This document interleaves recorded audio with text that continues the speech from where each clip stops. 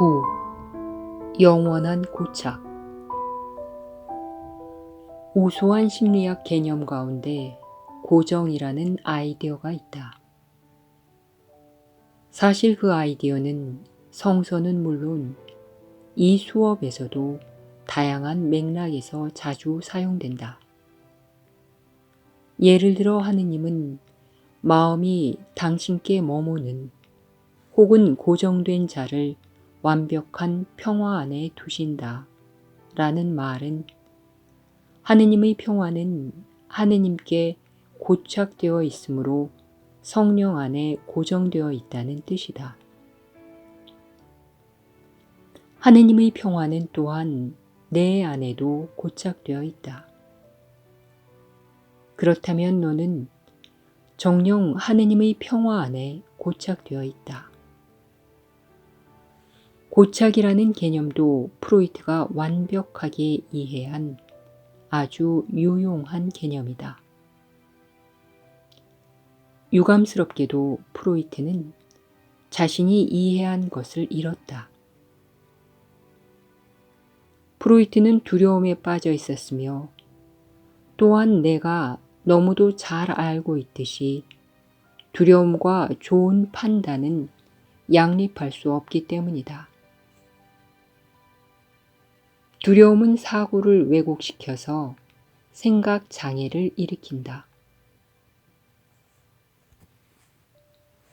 프로이트의 사고 체계가 굉장히 독창적인 이유는 그가 굉장히 독창적인 사람이었으며 마음은 자신의 속성을 자신의 생각에 부여할 수밖에 없기 때문이다. 이것이 바로 마음의 타고난 강점이다. 비록 마음은 자신의 힘을 오용할 수 있기는 하지만 말이다. 프로이트는 자신의 사고 체계가 가진 잠재 가치를 대부분 잃었는데 왜냐하면 그 안에 자기 자신을 포함시키지 않았기 때문이다. 이것은 일종의 해리 상태다. 생각하는 자가 자신의 생각에서 자기 자신을 배제했기 때문이다. 프로이트의 생각은 너무나 갈등이 심해서 해리 없이는 자신이 보는 대로의 제 정신을 유지할 수 없었을 것이다.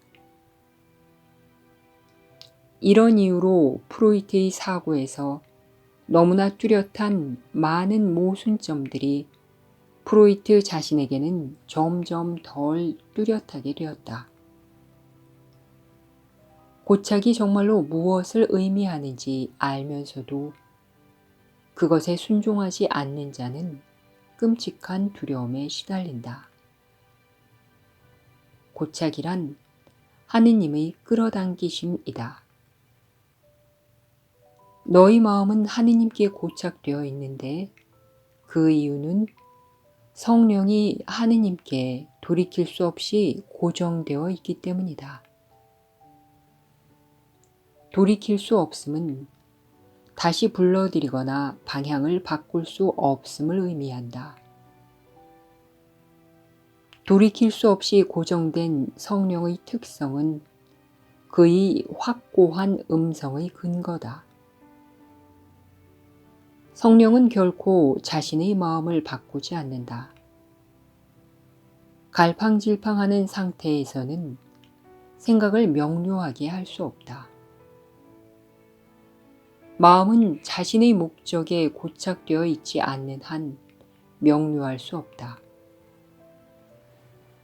명료함이란 문자 그대로 빛의 상태를 의미하며 밝게 비추어져 있는 상태가 곧 이해다.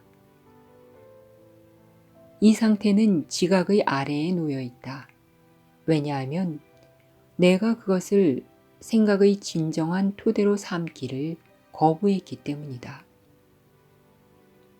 이것이 바로 모든 망상 체계의 근거다. 프로이트가 본 대로의 고착 개념에는 학습상의 이점이 여럿 있다. 첫째, 이 개념은 사람이 시간상의 특정 시점과 일치하지 않는 발달 과정상의 특정한 시점에 고착될 수 있음을 인정한다. 만약 프로이트가 열린 마음으로 계속 연구했다면 이 개념은 분명 시간이라는 믿음에서 진정으로 해방되도록 이끄는 수단이 될 수도 있었을 것이다. 하지만 프로이트는 영원성이 자신의 마음에 떠올라 그것을 진정으로 밝게 비추지 못하도록 막기 위해 평생을 분투했다.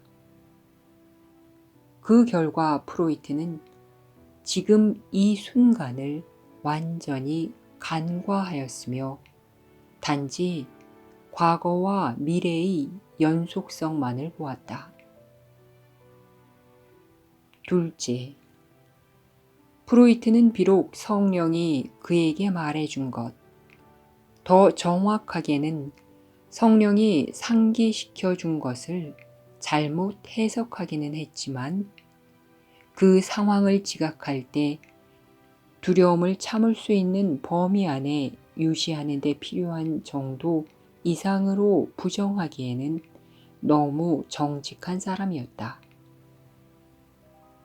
따라서 프로이트는 마음이 동의하지 않는 외적인 실제보다는 마음이 고착된 발달과 정상의 어떤 시점이 마음 자신에게 더 실제적임을 강조했다. 이 점 또한 강력한 해방의 메커니즘이 될 수도 있었다. 만약 프로이트가 고착을 공격으로 자각하여 강력한 방어 체계에 포함시키기로 결정하지 않았더라면 말이다. 셋째, 비록 프로이트가 고착을 마음이 언제라도 퇴행할 수 있는 돌이킬 수 없는 위험 지점을 포함하는 것으로 해석하기는 했지만 이 개념은 또한 마음이 결코 이룰 수 없는 제정신으로 돌아오라는 돌이킬 수 없는 부름으로 해석될 수도 있다. 프로이트 자신은 이런 해석을 받아들일 수 없었지만 고착의 위협은 살아있는 사람이라면 그 누구도 결코 제거할 수 없는 것으로서 그의 사고체계 전반에 남아 있었다. 본질적으로 이것은 프로이트가 이론적으로는 물론 개인적으로도 비관주의에 빠져 있던 이유였다. 프로이트는 마음을 고착에서 영원히 벗어나게 해줄 치료법을 정립하기 위해 자신의 아주 독창적인 마음이 궁리해낼 수 있는 온갖 수단을 다 동원했다. 비록 이것이 불가능하다는 것을 알았지만 말이다. 이러한 삶은 그 자신의 사고체계에 대한 믿음을 곳곳에서 건드렸다. 왜냐하면 그는 정직한 사람이자 치유사였기 때문이다. 따라서 그는 단지 부분적으로만 정신 이상이었으며 비록 해방의 가능성에 제대로 대처할 수 없기는 했지만 그것을 포기할 수는 없었다. 이렇게 상세히 설명하는 이유는 내가 같은 입장에 놓여 있기 때문이다. 너는 창조될 때 하느님께 영원히 고착되었으며 이러한 고착의 끌어당김은 너무도 강력해서 너는 결코 그것을 이겨낼 수 없을 것이다. 그 이유는 더없이 분명하다. 그 고착은 너무도 높은 수준에 있어서 그 무엇도 그것을 넘어설 수 없다. 너는 언제나 너희 창조주께 끌어당겨지고 있다. 너는 본래 그의 것이기 때문이다. 너는 내가 정말로 하느님의 음성을 잠재울 수 있는 음성을 만들 수 있다고 믿는가? 너는 내가 정말로 하느님의 사고체계에서 너를 분리시킬 수 있는 사고체계를 궁리해 낼 수 있다고 믿는가? 너는 내가 정말로 너희 안전과 기쁨을 위한 계획을 하느님보다 더 잘 세울 수 있다고 믿는가? 너에게는 걱정할 필요도 걱정하지 않을 필요도 없다. 너에게는 단지 모든 걱정거리를 하느님의 손에 맡길 필요만 있다. 왜냐하면 그가 너를 돌보시기 때문이다. 하느님은 너를 사랑하시기에 너를 돌보신다. 하느님의 음성은 너에게 하느님의 돌보심 덕분에 모든 희망이 내 것이라고 늘 상기시켜 준다. 너는 하느님의 돌보심을 벗어나겠다고 선택할 수 없다. 그것은 하느님의 뜻이 아니기 때문이다. 하지만 너는 하느님의 돌보심을 받아들여 그 무한한 권능을 그 권능에 의해 창조된 모든 일을 위해 사용하기로 선택할 수 있다. 그동안 자기 자신을 치유하지 않은 치유사들이 많았다.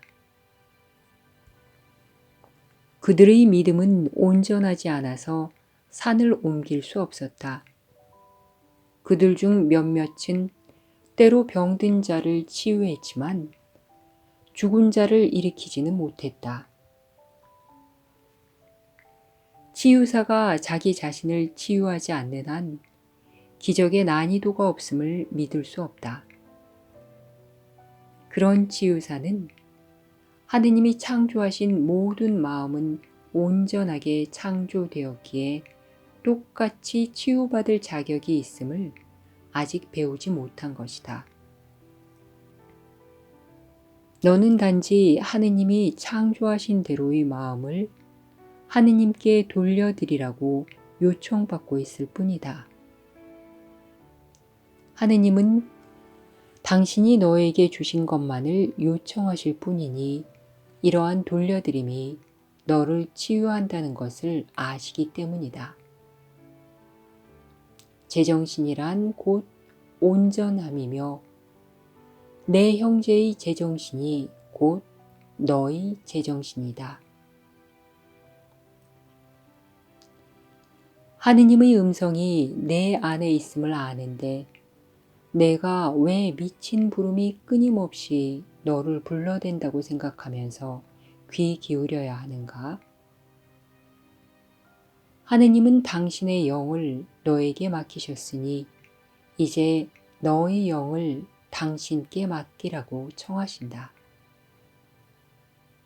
하느님은 너의 영을 완벽한 평화 속에 간직하기를 뜻하신다. 너는 하느님과 하나의 마음이고 하나의 영이기 때문이다.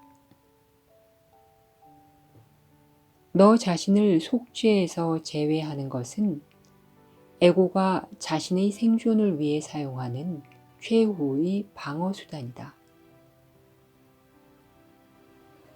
그것은 분리해야 하는 에고의 필요뿐만 아니라 에고의 분리를 편들려는 너의 용의도 반영한다.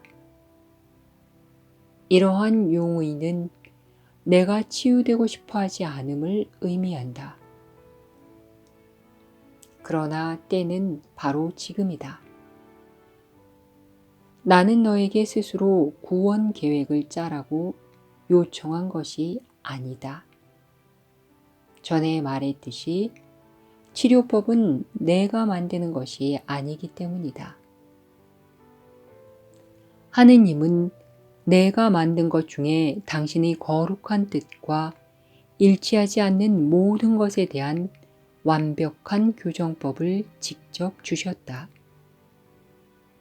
나는 너에게 하느님의 계획을 숨김없이 전부 밝혔으며 그 계획에서 내가 맡은 부분과 내가 그것을 완수하는 것의 시급성에 대해서도 말해 주었다. 미룰 시간은 있지만 그럴 필요는 없다. 하느님은 당신께 잊혔다고 믿는 아이들의 희생에 눈물 흘리신다. 내가 전적으로 기쁘지 않을 때 그것은 언제나 하느님이 창조하신 어떤 영혼에게 사랑 없이 반응했기 때문이라고 이미 말해 주었다. 너는 이것을 죄라고 지각하여 공격을 예상하기에 방어적으로 된다. 하지만 이런 식으로 반응하려는 결정을 내린 장본인은 바로 너이며 따라서 그 결정은 무효화될 수 있다. 그것은 일상적인 의미의 참회로는 무효화될 수 없다. 왜냐하면 참회는 죄의식을 함축하기 때문이다. 만약 너 자신이 죄의식을 느끼도록 허용한다면 잘못이 너를 위해 무효화되도록 허용하는 대신에 잘못을 강화하게 될 것이다. 결정은 어려울 수 없다. 내가 온전히 기쁘지 않을 때 그것은 내가 이미 그렇게 결정해 버렸기 때문임을 깨닫는다면 이것은 명백하다. 따라서 무효화 과정의 첫 단계는 내가 적극적으로 잘못 결정했지만 마찬가지로 적극적으로 다르게 결정할 수 있음을 인식하는 것이다. 이 점에 대해 굳게 확신하라. 그리고 무효화 과정은 너에게서 비롯되는 것은 아니지만 하느님이 그것을 내 안에 두신 까닭에 거기에 있다는 사실을 충분히 자각하라. 너의 역할은 단지 너의 생각을 잘못이 만들어진 곳으로 다시 가져가서 속죄의 평화로이 맡기는 것뿐이다. 성령은 너희 아주 미약한 초대에도 전적으로 응답할 것임을 기억하면서 가능한 진지하게 다음과 같이 말하라. 내가 지금 평화롭지 않은 것을 보니 분명 잘못 결정했을 것이다. 나는 스스로 그런 결정을 내렸지만 다르게 결정할 수도 있다. 나는 평화롭기를 원하기에 다르게 결정하기로 뜻한다. 내가 맡기기만 하면 성령은 그릇된 결정의 모든 결과를 무효화할 것이다. 따라서 나는 죄의식을 느끼지 않는다. 나는 성령이 나 대신 하느님을 위한 결정을 내리도록 허락함으로써 성령께 맡기기를 뜻한다.